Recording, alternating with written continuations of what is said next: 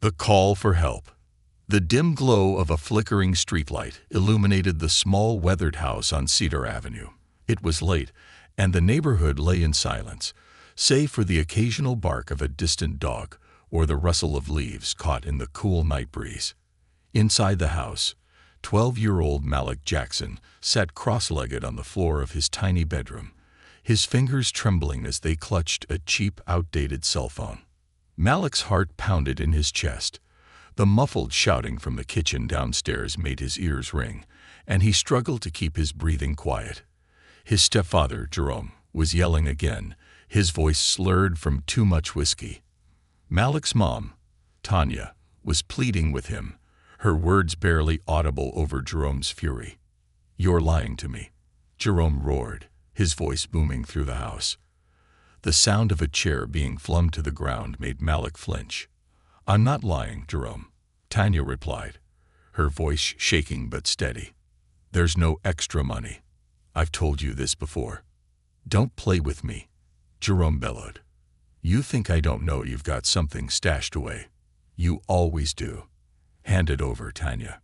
Malik pressed himself closer to the corner of his room, as far from the door as possible. The tiny closet he used to hide in when he was younger now seemed too small, too vulnerable. He knew better than to try and confront Jerome. He had learned that lesson the hard way. Instead, he unlocked the phone and dialed the number he had memorized from the posters his teacher had pinned to the classroom walls. 911. "What's your emergency?" A calm, steady voice filled Malik's ear, cutting through the chaos below. "Please," Malik whispered, his voice barely audible. "You have to come. He's going to hurt her again." The operator's voice softened, becoming even more deliberate. "What's your name, sweetheart? And where are you calling from?" "My name's Malik. I'm at 242 Cedar Avenue." His voice cracked, and he wiped at his face with his sleeve. "He's my stepdad. He's mad because my mom doesn't have any money." "Malik, are you somewhere safe?" the operator asked. "Yes, for now.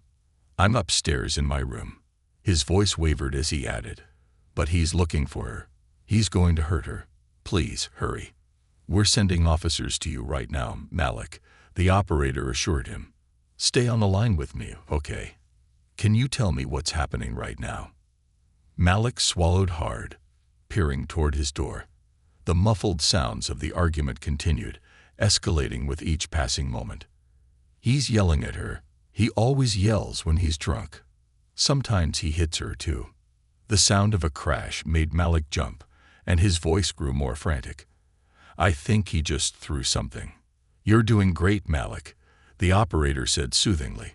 "The police are only a few minutes away. Stay where you are, and don't hang up."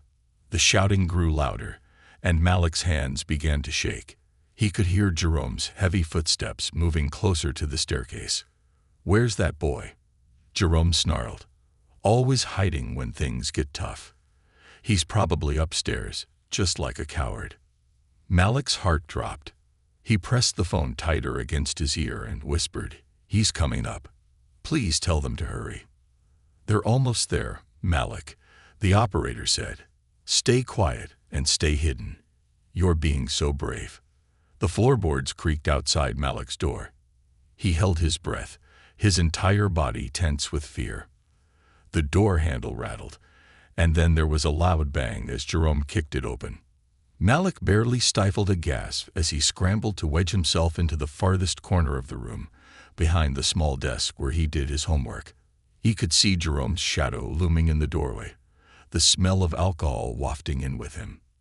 "Malik," Jerome barked. "Get out here. You think you're better than me, don't you? Hiding like a little punk."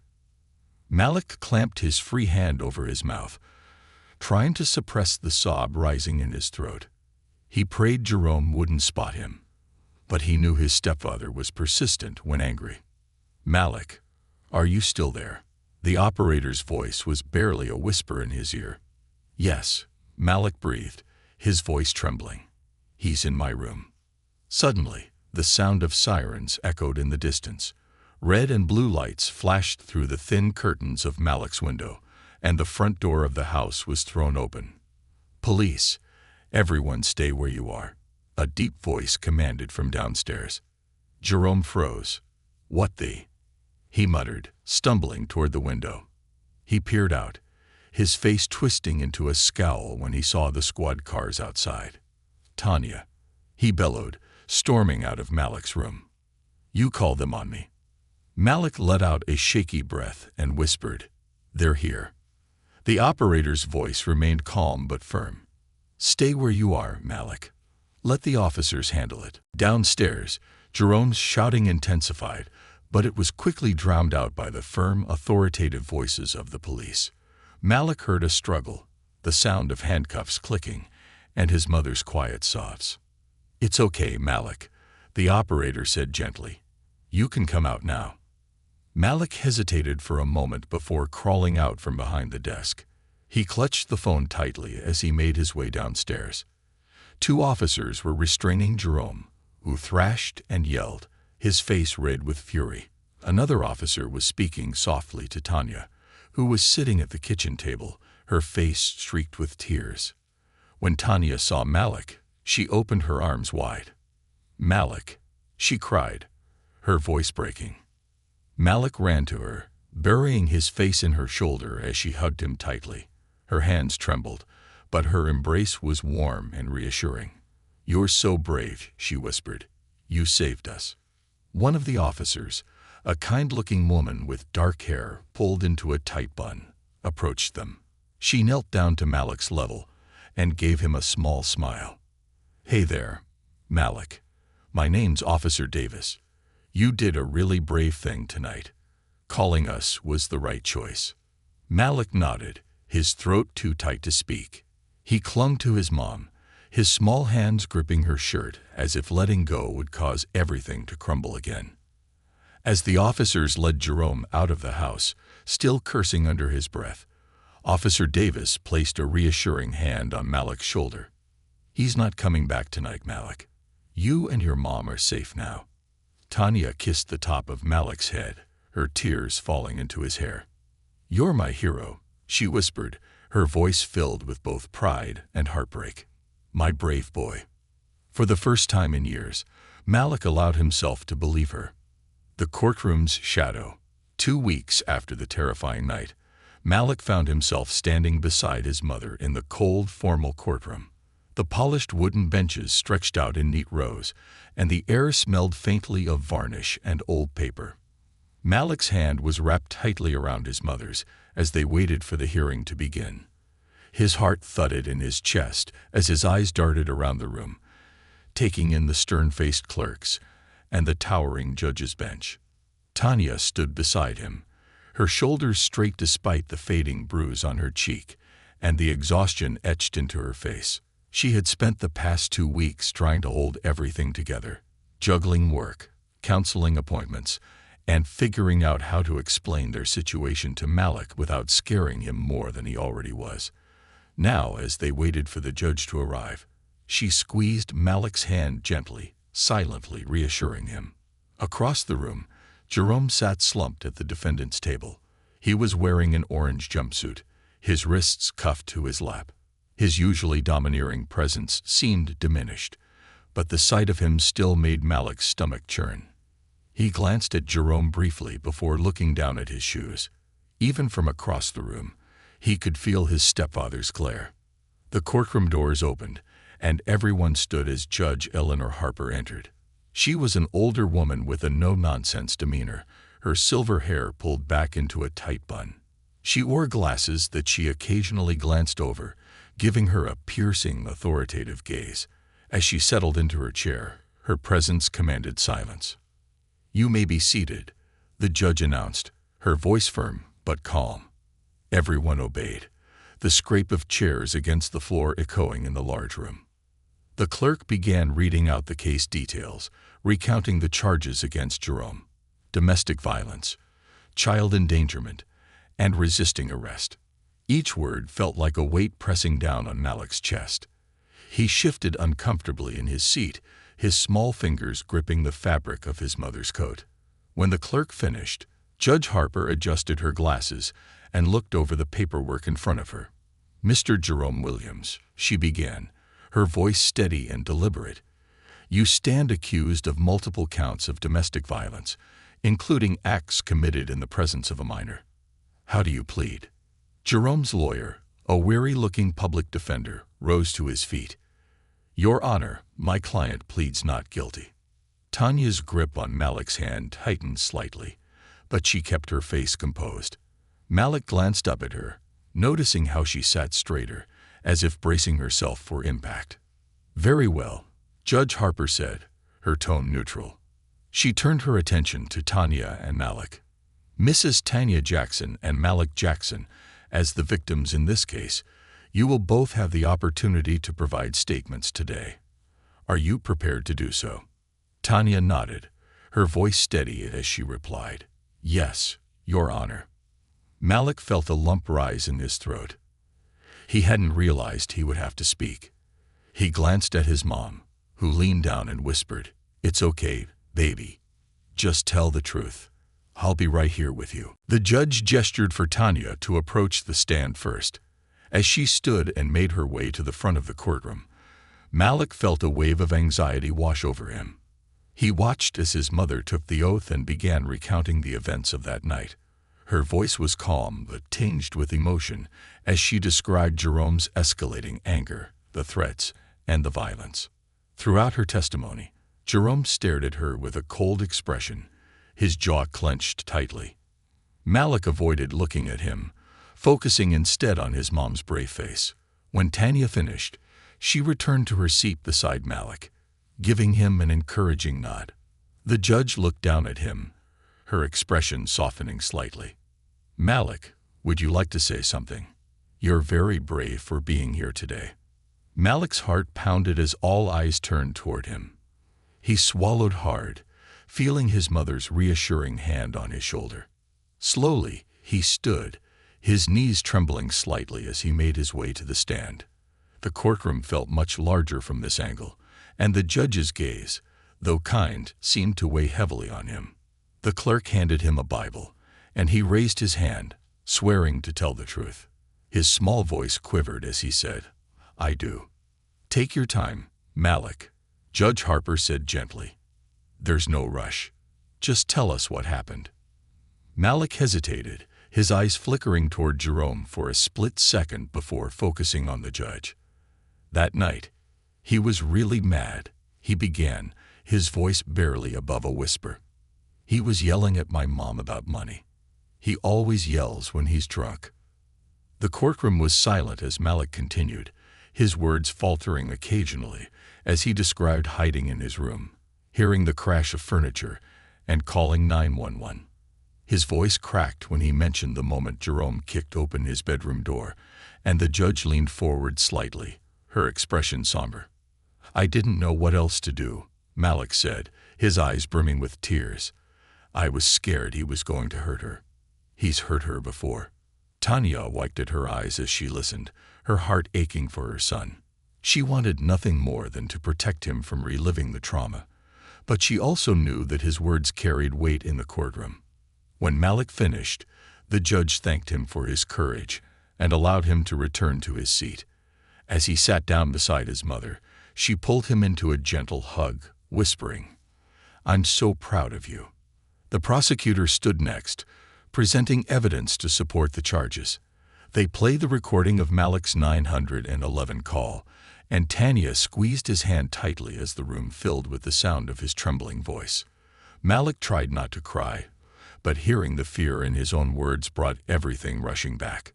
Jerome's lawyer attempted to argue for leniency, claiming that his client's actions were the result of alcohol abuse and financial stress. "Mr. Williams deeply regrets his actions," the lawyer said, glancing at Jerome, who sat stone-faced. "He's willing to enter a rehabilitation program and seek counseling." The prosecutor countered by highlighting Jerome's history of aggression and his failure to take responsibility for his behavior. "This isn't an isolated incident, Your Honor," she said firmly. "Mr. Williams has shown a pattern of violence that endangers his family. They deserve protection and justice." Judge Harper listened carefully to both sides before taking a moment to review her notes. The room was tense, everyone holding their breath as they awaited her decision. Finally, the judge looked up, her expression resolute. "Mr. Williams, your actions have caused significant harm to your family, particularly to your stepson, Malik, who showed incredible bravery in seeking help. This court does not take domestic violence lightly. You will serve 3 years in state prison and will be required to complete anger management and substance abuse programs as part of your sentence." A murmur rippled through the courtroom as Jerome's shoulders slumped. The bailiff stepped forward to escort him out, and Malik felt a wave of relief wash over him. For the first time in years, he knew Jerome wouldn't be coming back. As the courtroom emptied, Judge Harper approached Tanya and Malik. She knelt slightly to meet Malik's eye level, her expression kind. "Young man," she said, "you've been through so much, but you've shown strength beyond your years. I'm proud of you." Malik managed a small smile, the judge's words lifting some of the weight from his heart. Tanya thanked the judge, her voice filled with gratitude, and they left the courtroom hand in hand, ready to face the uncertain future together. A judge's compassion. As Tanya and Malik reached the double doors of the courtroom, Judge Harper called out softly, "Mrs. Jackson, Malik, would you mind staying for a moment? There's something I'd like to discuss." Tanya hesitated, glancing at her son, who looked up at her with wide eyes. She gave him a reassuring nod and turned back toward the judge, who had stepped down from the bench. Judge Harper's presence was still commanding, but there was a warmth in her demeanor that put Tanya at ease. "I wanted to speak with you both personally," the judge said as she approached them. "I've seen many cases like yours, and I know how difficult it can be to rebuild after something like this." Tanya bit her lip, her shoulders sagging slightly. "It's been challenging, Your Honor, but we're trying." Judge Harper nodded, her gaze softening as it shifted to Malik. "Malik, you're a remarkable young man. It's not easy to do what you did, calling for help, standing up here today. It takes incredible courage, and I want you to know how proud you should be of yourself." Malik shuffled his feet, his cheeks flushing. I just wanted to help my mom." "And you did," the judge said firmly. "You helped her in a way many adults wouldn't have had the strength to do." Judge Harper turned her attention back to Tanya. "Mrs. Jackson, I understand that your financial situation has been difficult. Raising a child on your own, especially after an experience like this, can be overwhelming. I want you to know there are resources available to help." Tanya hesitated, pride and exhaustion warring within her. "I appreciate that, Your Honor, but we'll manage. I don't want to take more than we need." "This isn't charity," the judge said gently. "It's support. I've already asked my clerk to connect you with a local organization that assists survivors of domestic violence. They provide counseling, legal aid, and financial assistance for families in transition. It's a program I've seen change lives." Tanya's eyes glistened with unused tears. "Thank you," she whispered, her voice thick with emotion. "I didn't know where to turn next, but thank you."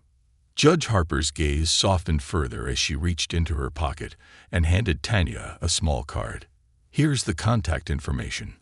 They'll work with you to create a safe, stable environment for you and Malik, and if you ever feel overwhelmed, don't hesitate to reach out." Tanya took the card with trembling hands, nodding silently. Malik, sensing his mother's vulnerability, wrapped his arms around her waist and held her tightly. As they turned to leave, Malik hesitated, reaching into his pocket. His small fingers curled around a folded piece of paper, one he had been gripping nervously throughout the hearing. With a deep breath, he stepped forward and held it out to Judge Harper. The judge looked at him with gentle curiosity. "What's this, Malik?" It's a note I wrote," he said, his voice barely above a whisper. "For you." Judge Harper took the note carefully, unfolding the paper to reveal Malik's messy handwriting. Her eyes scanned the words, and her expression shifted as she read. "Dear Judge Harper, please don't send my mom away. She's all I have. I'm trying to be strong, but I don't know what to do if something happens to her. Please help us." Tanya froze, her breath catching as she realized what her son had written. Tears streamed down her face as she looked at Malik, who stood staring at the floor, his small hands clenched tightly by his sides. Judge Harper took a deep breath, folding the note and placing it in her pocket. She knelt down, meeting Malik's tear-filled eyes. "Malik," she said softly, "your mom isn't going anywhere. I promise you that. We're going to make sure you both get the help you need." Malik sniffled, wiping at his face with his sleeve. "But she's always tired. She says she's okay, but I know she's not. What if she gets sick? What if—" "Shed," Tanya interrupted, pulling him into her arms. "It's okay, sweetheart. I'm not going anywhere. I promise." Judge Harper watched the exchange, her own heart heavy. She had seen families torn apart by circumstances beyond their control, and she couldn't bear to let this brave boy face more heartbreak. "Malik, your mom is strong, just like you. And there are people who want to help her stay strong." She looked back at Tanya. "If you need medical assistance, there are organizations that can help with that too. Don't hesitate to ask." Tanya nodded, her tears spilling freely now. "Thank you, Your Honor. I didn't realize how much we needed this." "You're not alone in this, Mrs. Jackson," Judge Harper said firmly. "And you're not alone, Malik. Remember that." As they left the courtroom, Malik felt a weight lift from his small shoulders. For the first time in weeks, he felt a glimmer of hope, a fragile, flickering light, but one that he would hold on to with all his might. Building walls, breaking down. The house on Cedar Avenue was quiet, almost too quiet. After weeks of chaos, Malik and Tanya were finally alone in their home, free from the anger and fear that had haunted their lives.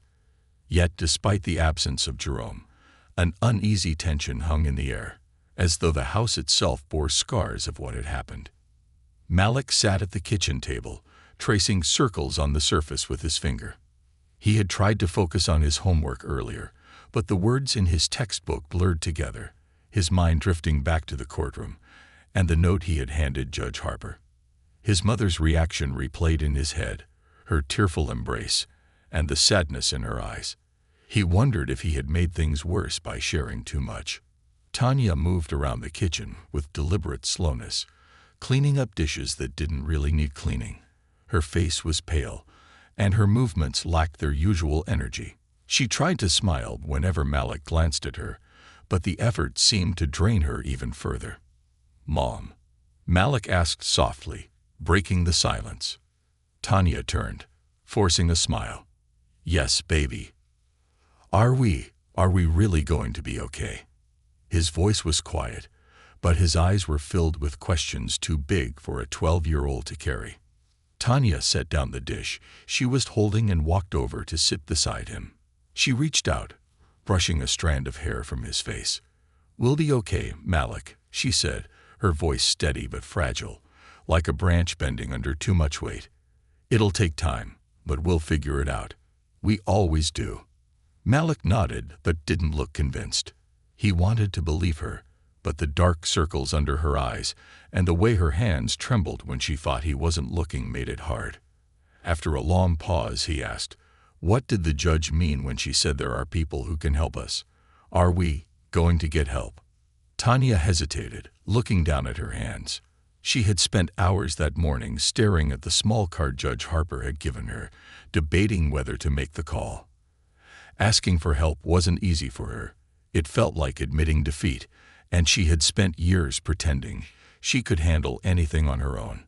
"I'm not sure yet," she admitted finally, "but I think it might be a good idea to see what they can do." Malik's face brightened slightly. "Do you think they can help you feel better? Like, make you less tired?" Tanya's heart sank. She had tried so hard to hide her struggles, but Malik was perceptive, too perceptive. "Maybe," she said softly. "We'll see." That afternoon, Tanya made the call. Sitting on the edge of her bed, the card clutched tightly in her hand, She dialed the number and waited as the phone rang. Each ring felt like a countdown, her nerves building with every passing second. "Hello, this is Safe Horizons. How can we help you today?" A warm, professional voice answered. Tanya swallowed hard, her voice faltering as she replied. "Hi. My name is Tanya Jackson. I was referred to you by Judge Harper. She said you might be able to help me and my son." "Of course, Tanya," the woman on the other end said kindly. "Can you tell me a little about your situation?" As Tanya explained everything, the abuse, the financial struggles, her health, her voice grew steadier, as though saying the words out loud gave her a sense of release. The woman listened without interruption, her empathy evident in the gentle tone of her questions. "We can definitely help," she said when Tanya finished. "We have resources for counseling, financial assistance, and even legal aid if you need it. We also have partnerships with medical programs for people in your situation. Would you like me to connect you with someone who can discuss those options?" Tanya closed her eyes, the weight of her exhaustion pressing down on her. "Yes," she said quietly. "I think that would be good." The next day, a caseworker named Ms. Porter arrived at their home. She was a middle-aged woman with kind eyes and a no-nonsense attitude, carrying a clipboard and a warm smile. Tanya greeted her nervously, while Malik peeked out from behind his mother, curious but cautious. "Thank you for letting me come by," Ms. Porter said, stepping inside and glancing around the small living room. She noticed the worn furniture and the stack of unopened bills on the coffee table, but said nothing about them. Instead, she turned her attention to Malik, who was watching her warily. "You must be Malik," she said warmly. "I've heard you're a very brave young man." Malik shrugged, his gaze shifting to the floor. "I guess." "Well, I think you are," Ms. Porter said with a smile before turning back to Tanya. "Why don't we sit down and talk about how we can help?" As they talked, Ms. Porter explained the different programs available to them: financial assistance to cover rent and utilities, counseling services for both Tanya and Malik, and medical aid for Tanya's treatments. She spoke with a calm assurance that made everything seem manageable, even hopeful. But Tanya hesitated when the topic of her health came up. "I'm not sure I can afford the treatments," she said quietly. "Even with assistance, it's still a lot." Ms. Porter leaned forward, her expression gentle but firm. "Tanya, you can't take care of Malik if you don't take care of yourself first. This program is designed to make sure you don't have to choose between your health and your family's well-being. Let us help you." Tanya glanced at Malik, who was sitting quietly beside her, his small hand resting on hers. She saw the worry in his eyes, the same worry that had been there for weeks, and she knew she couldn't let it grow any bigger. Taking a deep breath, she nodded. "Okay," she said. "Let's do it." Over the next few weeks, things began to change. Tanya started attending regular counseling sessions, where she learned to process the trauma she had endured and rebuild her sense of self-worth. Malik attended sessions too, working through his fears and learning to express his emotions in a safe space. The medical treatments were hard, long, exhausting appointments that left Tanya drained, but she pushed through them with a quiet determination. She didn't tell Malik everything about her condition, but she made sure he knew she was fighting to get better. Their caseworker, Ms. Porter, checked in regularly, helping them navigate the maze of paperwork and appointments. She even brought groceries one afternoon when she noticed their fridge was nearly empty.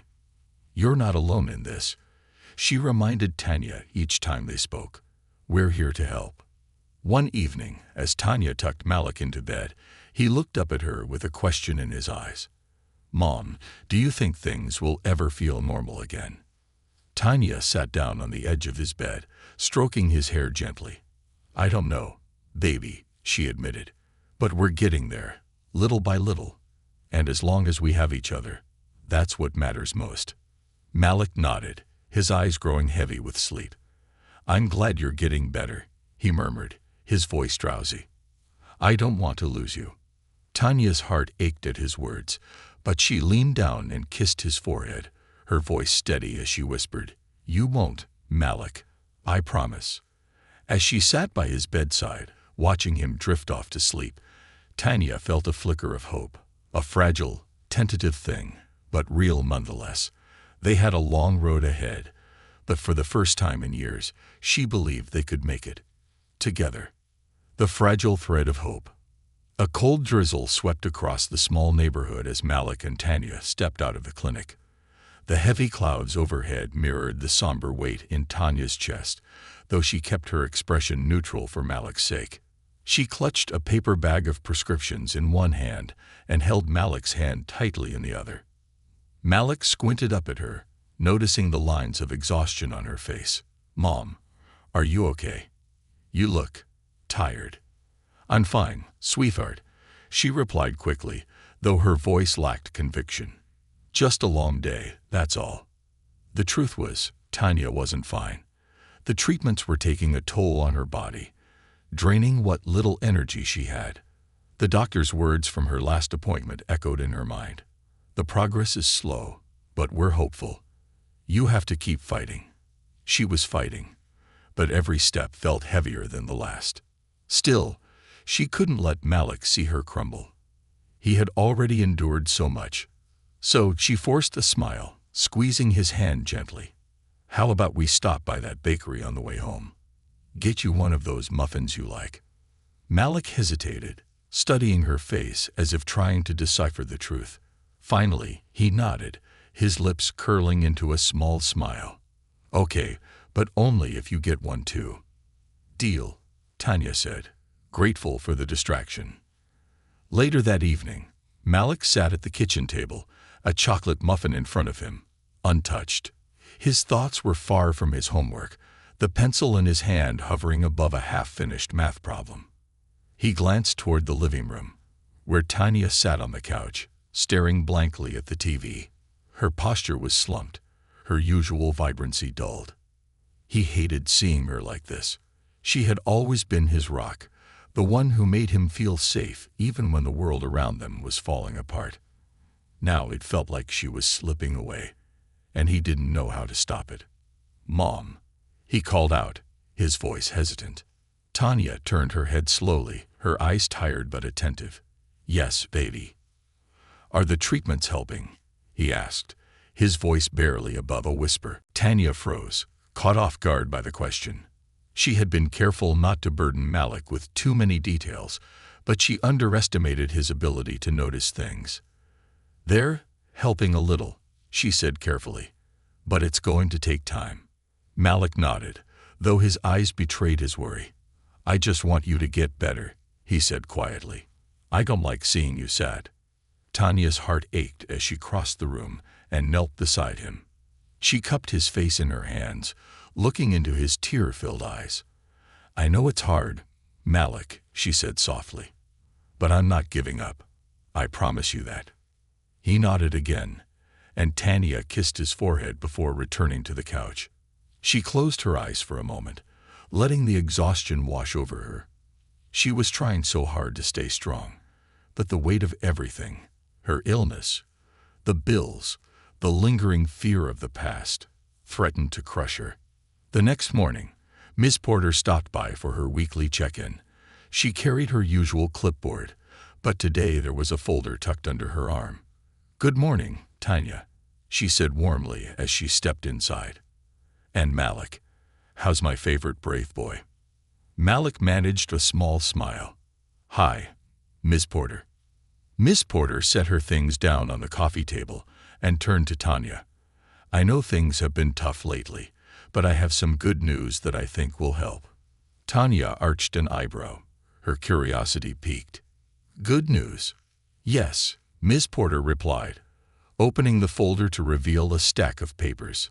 "I've been working with a program that provides grants to families dealing with medical crisis. They've agreed to cover the cost of your treatments for the next 6 months." Tanya stared at her, speechless. The weight that had been pressing down on her chest seemed to lift slightly, replaced by a cautious hope. 6 months, she repeated, her voice barely audible. Miss Porter nodded. "It's not a permanent solution, but it'll give you some breathing room. You can focus on your health without worrying about the immediate financial strain." Tanya's eyes filled with tears as she clasped her hands together. "I don't even know what to say. Thank you." "You don't have to thank me," Ms. Porter said with a smile. "You've already done the hardest part by reaching out. This is what we're here for." Malik, who had been listening quietly from the corner, finally spoke up. "Does that mean Mom's going to get better now?" Ms. Porter turned to him, her expression gentle. "It means your mom has a better chance to fight Malik. And with support from programs like this, and from you, she's got a lot of people rooting for her." Malik nodded solemnly, his small shoulders relaxing slightly. He didn't fully understand the complexities of the situation, but he knew one thing: his mom wasn't alone anymore. Over the next few weeks, the changes were subtle but significant. Tanya began to regain some of her strength, the treatments no longer overshadowed by the constant worry about how to pay for them. Malik noticed the difference in small ways: the way her laughter returned during their evening board games, or how she hummed quietly while washing dishes. Miss Porter continued to check in regularly, helping them navigate the grants and ensuring they had access to counseling services. Malik attended his sessions with a mix of reluctance and curiosity, slowly opening up about his fears and the weight he carried. One day, during a particularly quiet moment at home, Malik sat on the couch beside his mom, his head resting against her arm. "Mom," he said softly. "Yes, baby. Do you think we'll ever feel normal again, like before everything happened?" Tanya hesitated, her heart aching at the question. She wrapped her arm around him, pulling him close. "I don't know, Malik," she admitted. "But we're building something new. It might not look the same as before, but it can still be good. We just have to take it one day at a time." Malik nodded, his face thoughtful. "As long as we're together, I think it'll be okay." Tanya kissed the top of his head, her heart swelling with love for the boy who had shown her more strength than she thought possible. "You're right," she whispered. "As long as we're together." For the first time in months, the thread of hope they held felt a little stronger. Together, they would keep weaving it into something unbreakable, a plan to rebuild. The days following Ms. Porter's visit were brighter than they had been in months. Tanya clung to the hope offered by the grant program and the small but steady improvements in her health.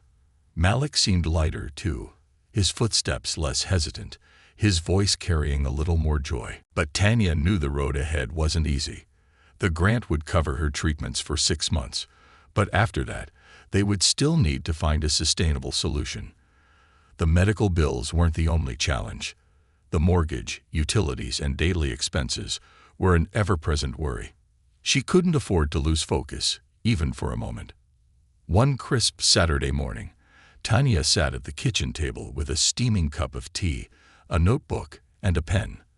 The house was quiet, save for the occasional creak of the floorboards as Malik moved about his room. She had decided it was time to take stock of their situation and come up with a plan. The first step was simple but daunting: list their expenses and compare them to her part-time income. Tanya had taken on as many hours as her health allowed at the diner where she worked, but it wasn't enough. She chewed on the end of her pen, her brows furrowed in concentration as she scribbled numbers into the notebook. "Mom."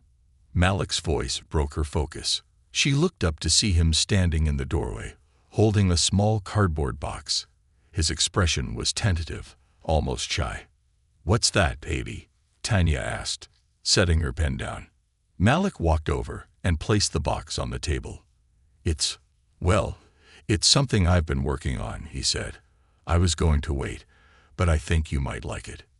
Tanya opened the box carefully. Inside were dozens of handmade bracelets, each one crafted from colorful strings and beads. They weren't perfect.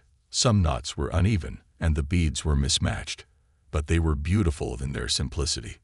"Malik," Tanya whispered, her voice thick with emotion. "Did you make all of these?" He nodded, his cheeks flushing. "Yeah, I saw some kids selling stuff like this at school, and I thought, maybe we could do that too. You always say we need extra money, right?" Tanya's chest tightened with a mix of pride and heartbreak. "Sweetheart, it's incredible. But you don't need to worry about making money. That's my job." "I know," Malik said quickly, "but I want to help. If we sell them at the park, or something, maybe we can make enough for groceries or bills. It's not a lot, but—" Tanya pulled him into a hug, her tears spilling onto his hair. "You're such a good boy," she whispered. "I'm so proud of you." Malik hugged her back tightly. "We're a team, right?" "Yes, baby," she said, pulling back to look at him. "We're a team." The idea of selling bracelets stuck with Tanya. That evening, she mentioned it to Ms. Porter during their weekly phone call. "It's a sweet idea, but I don't want Malik to feel like he has to take on that kind of responsibility," Tanya explained. "I understand," Ms. Porter replied. "But it could also be a great way for him to feel empowered, like he's contributing in a meaningful way. Plus, it sounds like he's passionate about it. Maybe you could turn it into something you do together. Make it fun." Tanya considered this, her mind racing with possibilities. "You think people would actually buy them?" "Absolutely," Ms. Porter said with confidence. "And there are community events where you could set up a little booth. I can help you find some." By the time Tanya hung up the phone, she had a plan forming in her mind. Over the next week, Tanya and Malik worked together to prepare for their first attempt at selling bracelets. They spent evenings at the kitchen table, Malik teaching Tanya how to make the patterns he had learned. Tanya was surprised at how calming the process was, the rhythmic knotting of strings providing a welcome distraction from her worries. They decided to test their idea at the local farmers market, where vendors sold everything from fresh produce to handmade crafts. Tanya reached out to the event organizers, explaining their situation, and was met with kindness and enthusiasm. One organizer even offered to waive the vendor fee for their booth. On Saturday morning, Tanya and Malik arrived at the market with their small collection of bracelets displayed neatly on a borrowed folding table. Malik had drawn a bright sign that read, "Handmade bracelets, made with love." Tanya couldn't help but smile at his enthusiasm, even as nerves fluttered in her stomach. The market was bustling with activity, families browsing stalls, children running around with sticky fingers, and vendors calling out their specials. Malik sat behind the table, his eyes wide with a mix of excitement and apprehension. Their first customer was a middle-aged woman with a warm smile. She admired the bracelets, chatting with Malik about the colors and patterns. "I'll take 3, she said, handing over a crisp bill. "These are lovely." Malik beamed as he handed her the bracelets. "Thank you." As the morning went on, more people stopped by their booth. Some bought bracelets, while others simply complimented their work and wished them luck. Tanya found herself relaxing, enjoying the sense of community and the pride on Malik's face as he interacted with customers. By the end of the day, they had sold nearly half of their bracelets and earned enough money to cover a week's worth of groceries. As they packed up their booth, Malik turned to Tanya, his eyes shining. "We did it, Mom." Tanya smiled, her heart swelling with gratitude and hope. "We did, baby. And this is just the beginning." That evening, as they sat together on the couch, Malik pulled out a notebook of his own. "I want to come up with new designs," he said, flipping through the pages. "Maybe we can make special ones for holidays, like Christmas or Valentine's Day." Tanya chuckled, wrapping an arm around his shoulders. "You're already thinking ahead, huh?" "Yeah," Malik said with a grin. "I think we could do this, Mom. Like for real." Tanya kissed the top of his head, her heart brimming with pride. "You're amazing, Malik. I don't know what I'd do without you." "You don't have to," he said simply. "We're in this together." For the first time in a long while, Tanya felt like the future wasn't just a looming shadow. It was a canvas, waiting for them to paint something beautiful together. Dreams in the making. The following weeks brought a renewed sense of purpose for Tanya and Malik. Their small bracelet business, which had started as a hopeful experiment, began to grow. Each evening, they sat at the kitchen table, surrounded by colorful threads, beads, and Malik's sketches of new designs. Laughter often filled the air as they worked, a sound that had been missing from their home for far too long. But while the success of their endeavor brought joy, the challenges of Tanya's health still lingered like a shadow. Her treatments were grueling, and though the grant covered her medical expenses, the physical toll left her weak and drained. Despite this, she pushed forward, determined to give Malik the stability he deserved. The idea that changed everything. One sunny afternoon, Miss Porter paid them a visit. She had become a familiar presence in their lives, always arriving with a warm smile and practical advice. Today, however, she carried a folder filled with papers and a spark of excitement in her eyes.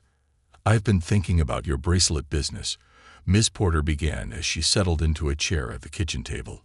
"You've got something special here, Tanya. Have you thought about expanding it?" Tanya paused, her fingers brushing over a half-finished bracelet. "Expanding? I'm not sure we're ready for that. It's just something we're doing to get by." Miss Porter leaned forward, her enthusiasm palpable. "It could be more than that. I spoke with a friend who runs a nonprofit organization that helps small businesses get off the ground. They provide training, resources, and even small grants for equipment or supplies. I think you'd be a perfect fit." Malik's eyes lit up. "You mean we could make this into a real business?" "Exactly," Miss Porter said, smiling at him. "You've already shown that there's demand for your product. With a little guidance and support, there's no telling how far you could take it." Tanya hesitated, her mind racing. The idea was both exhilarating and terrifying. She had spent so long in survival mode that the thought of building something new, something lasting, felt almost out of reach. But then she looked at Malik, his face filled with hope, and she knew she couldn't let fear hold her back. "What do we need to do?" Tanya asked, her voice steady. Miss Porter handed her the folder. "This has all the details. The nonprofit offers workshops on business planning, marketing, and budgeting. They'll help you figure out the next steps." Malik grabbed the folder, flipping through the pages eagerly. "Mom, we should do this. Imagine if we could sell our bracelets online, or even in stores." Tanya smiled, ruffling his hair.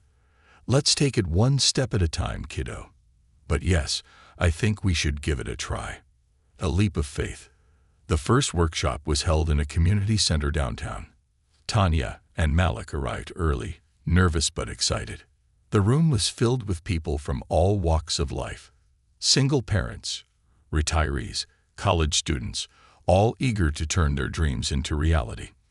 The instructor, a charismatic woman named Ms. Daniels, welcomed them warmly. She spoke about the importance of storytelling in building a business. "People don't just buy products," she said. "They buy stories. What's your story? Why do you make these bracelets?" Tanya glanced at Malik, her heart swelling with pride. She raised her hand tentatively. "We started making them as a way to rebuild," she said. After some hard times, we needed something to hold on to. It became a way for us to heal and connect." Ms. Daniels smiled. "That's a powerful story, Tanya. It's honest, and it's human. People will resonate with that." The workshop was an eye-opener. Tanya learned about branding, pricing, and even how to use social media to reach a wider audience. Malik soaked up the information like a sponge, eagerly taking notes and brainstorming ideas. By the end of the day, they had a plan: to launch an online store and participate in more local markets. Facing fears. As they began to prepare for their next steps, Tanya found herself struggling with self-doubt. The memories of Jerome's cruel words, calling her weak, useless, a burden, crept into her mind late at night, threatening to undermine her newfound confidence. One evening, as Malik slept and the house was quiet, Tanya sat at the kitchen table, staring at the business plan they had drafted. Tears welled in her eyes as she thought about everything they had been through. "What if I can't do this? What if I let Malik down?" "Mom." Malik's voice startled her. She turned to see him standing in the doorway, rubbing his eyes. Why are you crying? Tanya wiped her tears quickly, forcing a smile. It's nothing, sweetheart. Just thinking. Malik walked over and climbed onto the chair beside her. You're not thinking good things, are you? He asked, his voice wise beyond his years. Tanya chuckled softly. You caught me. I guess I'm just scared. Malik reached out, taking her hand in his. You don't have to be scared, Mom. You always tell me to be brave, right? Well, I think you're the bravest person I know. Tanya's tears spilled over, but this time they were tears of gratitude. Thank you, Malik, she whispered, pulling him into a hug. I'll keep being brave. For you. The first big sale.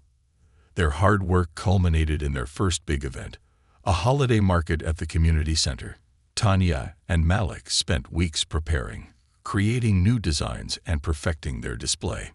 Ms. Porter and Ms. Daniels both visited to offer encouragement, and even a few of Tanya's coworkers from the diner stopped by to lend their support. The market was a success beyond their wildest dreams. Customers flocked to their booth, drawn by the unique designs and the heartfelt story Malik eagerly shared with anyone who asked. By the end of the day, they had sold out of their inventory and made enough money to cover not just groceries, but also some of the outstanding bills that had been weighing Tanya down. As they packed up their booth, Malik turned to Tanya with a huge grin. Mom, we did it. Tanya laughed, her heart light for the first time in years. Yes, we did. Dreams taking flight. That night, as they sat on the couch counting their earnings, Malik pulled out his notebook. Mom, I've been thinking, he said. What if we call our business Brighter Days? Because that's what we're working toward, right? Brighter days for us and for other people. Tanya's eyes filled with tears as she nodded. I love that, Malik. Brighter days it is. From that moment on, their small bracelet business wasn't just a way to get by. It became a symbol of hope, resilience, and the unbreakable bond between a mother and her son. Together, they faced each challenge with courage, knowing that as long as they had each other, brighter days were always ahead. The spark of community. As the days passed, the name Brighter Days began to take on a life of its own. Malik and Tanya's bracelets weren't just accessories anymore. They were small tokens of hope, representing the resilience of their family and a promise of better days ahead. The buzz from the holiday market spread quickly. Ms. Daniels, the workshop instructor, called a few days later with an exciting opportunity. Tanya, one of the local boutiques, is interested in carrying handmade items from small businesses. I showed them some pictures of your bracelets, and they loved them. Would you be interested in setting up a meeting? Tanya felt a mix of excitement and nervousness flood her chest. A boutique, she echoed. Are you sure they'd want to work with us? We're not big. Ms. Daniels chuckled. It's not about size, Tanya. It's about heart, and you and Malik have plenty of that. Trust me, they'll love you. A meeting to remember. The following week, Tanya and Malik walked into the small boutique, their hands filled with neatly arranged boxes of their bracelets. The store, called Golden Thread, was cozy and elegant, with shelves of carefully curated handmade items. The owner, a warm and stylish woman named Evelyn, greeted them with a smile. So, you're the team behind Brighter Days? Evelyn asked, extending her hand. Yes, Tanya replied, her voice steady despite her racing heart. This is my son, Malik. He's the creative genius behind our designs. Malik beamed at the compliment and shyly offered his hand. Nice to meet you, ma'am. Evelyn's smile widened. And polite too. It's a pleasure to meet you both. Let's see what you've got. As they laid out their bracelets, Tanya explained their story, carefully at first, but with growing confidence as she saw Evelyn's genuine interest. Malik chimed in, proudly describing the patterns and the meaning behind some of their designs. Evelyn picked up one of the bracelets, a vibrant piece with alternating blue and yellow beads. These are beautiful, she said, and your story adds so much value. People want to buy things that mean something. I'd love to feature your work here. Tanya's breath caught. You would? Absolutely, Evelyn said. We can start small with a few displays and see how it goes. I'll take care of the setup and marketing. You just keep creating. Malik turned to his mom, his eyes sparkling with excitement. We did it, Mom, he whispered, barely able to contain his joy. Tanya nodded, her heart full. Yes, we did. A community rallying together. The partnership with Golden Thread brought new opportunities. As word spread, local community members rallied around Brighter Days, eager to support Tanya and Malik's journey. Customers at the diner where Tanya worked began asking about her bracelets, and some even placed custom orders. One evening, as Tanya was closing up after a long shift, her coworker Maria approached her with a small envelope.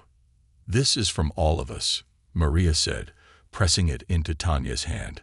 Tanya opened the envelope to find a collection of gift cards for groceries, gas, and other essentials, along with a heartfelt note. For brighter days ahead. We're all rooting for you and Malik. Tanya's eyes filled with tears as she looked at Maria. I don't know what to say.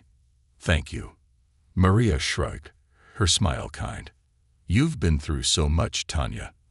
Let us help you for a change. The gesture reminded Tanya of something Ms. Porter had said.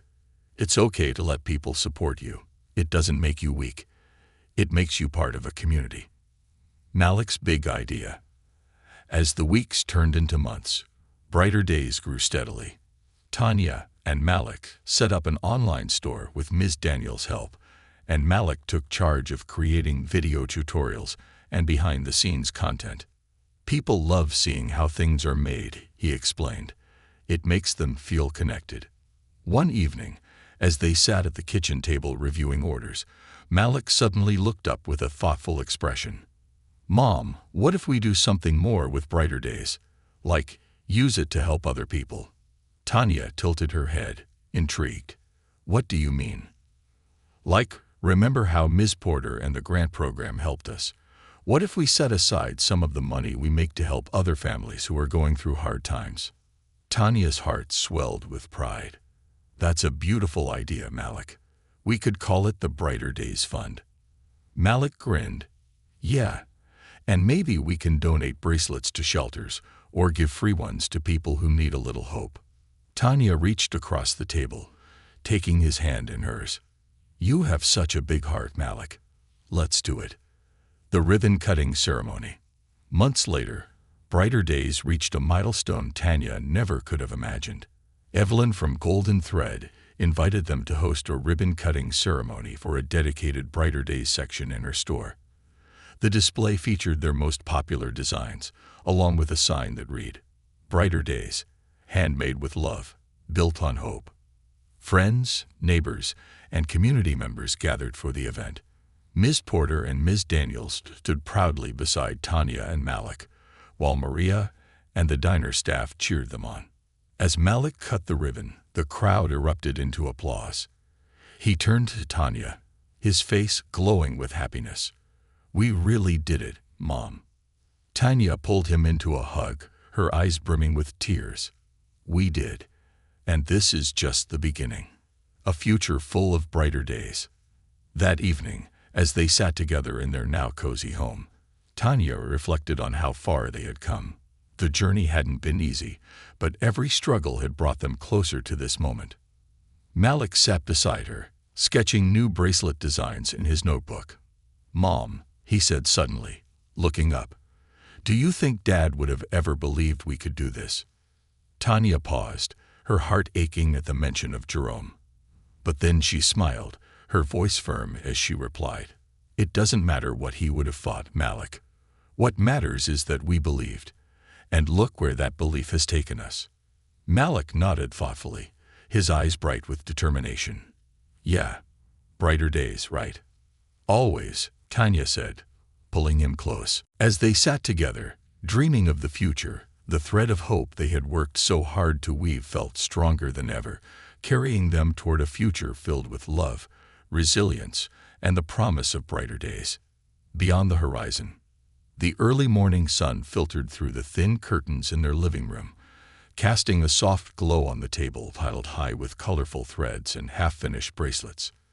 Tanya and Malik had come a long way since the dark days that seemed like a lifetime ago. Brighter Days was thriving, not just as a business, but as a beacon of hope for their family and the community around them. Tanya stretched as she set her coffee cup down, her body still aching from the week's long hours. Despite the exhaustion, there was a new vitality in her step, a strength she hadn't felt in years. The treatments were working. Her doctor had shared cautious optimism during her last visit, calling her progress remarkable. For the first time in months, Tanya dared to dream of a future where her illness wasn't a shadow over her life. "Mom." Malik's voice broke her thoughts as he bounded into the room, his energy contagious. He held up a tablet excitedly. "We got an email from Miss Daniels. You have to see this." Tanya took the tablet from him, her brow furrowing as she read. The email was an invitation to participate in a regional small business expo, showcasing entrepreneurs who had overcome adversity. Brighter Days was being recognized as a standout business with a powerful story. "They want us to speak," Malik said, his grin stretching from ear to ear. "We get to tell people how we started and why Brighter Days matters." Tanya's heart swelled with pride but also trepidation. "Malik, that's amazing. But public speaking, I don't know if I'm ready for that." "You'll be great," he said with confidence. "You always say the right thing, Mom. And we'll be up there together, just like always." Tanya sighed, shaking her head with a small smile. "How did I end up with such a brave son?" "Because you taught me to be brave," he said simply.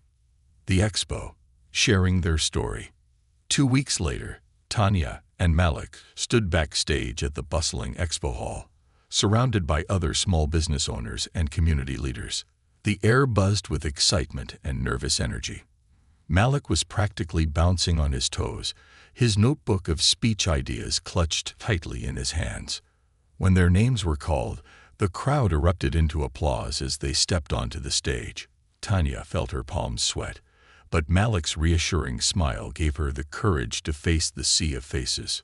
"Good morning," Tanya began, her voice wavering slightly before finding its rhythm. "My name is Tanya Jackson, and this is my son, Malik. We're the founders of Brighter Days, a small business that began in the corner of our kitchen during one of the hardest times of our lives." She glanced at Malik, who picked up the story seamlessly. "When we started, it wasn't about making money. It was about finding hope. My mom and I had been through so much, losing my stepdad, struggling with her illness, and figuring out how to keep going. Making bracelets became our way of staying connected and finding joy again." As they spoke, Tanya noticed tears in the eyes of some audience members. She shared how their community had rallied around them, how they had turned a simple idea into something bigger than themselves. Malik proudly explained the Brighter Days Fund, which they had recently launched to help other families facing hardships. "We want to be a light for people who feel like they're stuck in the dark," Malik said, his voice steady and heartfelt. "Because we know what it's like to need someone to believe in you." The audience rose to their feet in applause as they finished. Tanya's cheeks flushed, her heart pounding with a mix of relief and pride. For the first time in a long while, she felt truly seen, not as a victim of her circumstances, but as a woman who had fought back and won. A ripple effect. The expo was a turning point for Brighter Days. After their presentation, several attendees approached them, offering partnerships, mentorship, and even media opportunities. A local news station ran a feature on their story, calling it an inspiring tale of resilience and hope. Orders for their bracelets flooded in, and their online store struggled to keep up with the demand. One day, Tanya received a call from a representative at a national nonprofit organization. "We've been following your journey," the woman said, her tone warm. "And we'd love for Brighter Days to be part of our upcoming campaign to support families recovering from domestic violence. Your story could inspire so many." Tanya was overwhelmed but grateful. She agreed, knowing that sharing their experience could give others the courage to seek help and rebuild their lives. Malik's vision expands. As brighter days grew, so did Malik's ambitions. He spent hours researching sustainable materials, determined to make their products eco-friendly. He also began hosting bracelet-making workshops at local shelters, teaching kids how to create something beautiful out of simple materials. During one of these workshops, a little girl named Leela tugged on Malik's sleeve. "Why do you like making bracelets so much?" she asked, her big eyes curious. Malik smiled, crouching down to her level. "Because they remind me that even when things get tangled, you can still make something beautiful." Leela grinned, holding up her own wobbly creation. "Like this." "Exactly like that," Malik said. "You're a natural." Watching her son teach and inspire others filled Tanya with a pride she couldn't put into words. She knew he was shaping a brighter future not just for their family, but for everyone he touched. A letter that changed everything. One evening, as they were preparing orders at the kitchen table, Malik opened a letter that had arrived in the mail. His eyes widened as he read, and he quickly handed it to Tanya. "Mom, you have to see this." The letter was from Judge Harper, the woman who had presided over their case months ago. It was handwritten, the neat script conveying warmth and admiration. ***, dear Tanya and Malik. I followed your journey since that day in my courtroom, and I am in awe of what you've accomplished. You've turned your pain into purpose, and you've shown incredible resilience. Malik, your bravery continues to inspire me. Tanya, your strength as a mother is unmatched. I wanted to let you know that you're making a difference, not just for yourselves, but for others who see your story and believe they, too, can overcome their struggles. Please know that I am rooting for you every step of the way. With admiration. Judge Eleanor Harper ***. Tanya's hands trembled as she read the letter aloud. When she finished, she and Malik sat in silence for a moment, the weight of the judge's words sinking in. "Mom," Malik said quietly, "we really are making a difference."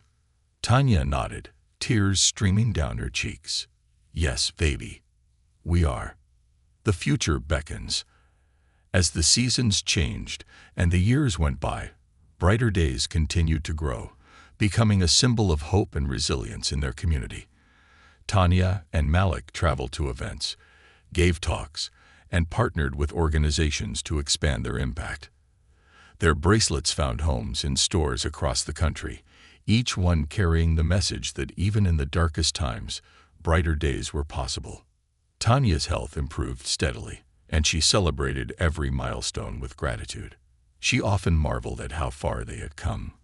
From a frightened boy calling 911 to a mother and son building a legacy of hope.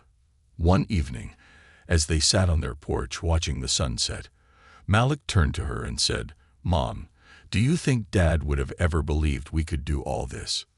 Tanya considered his question, her gaze fixed on the horizon. "I don't know," she said honestly.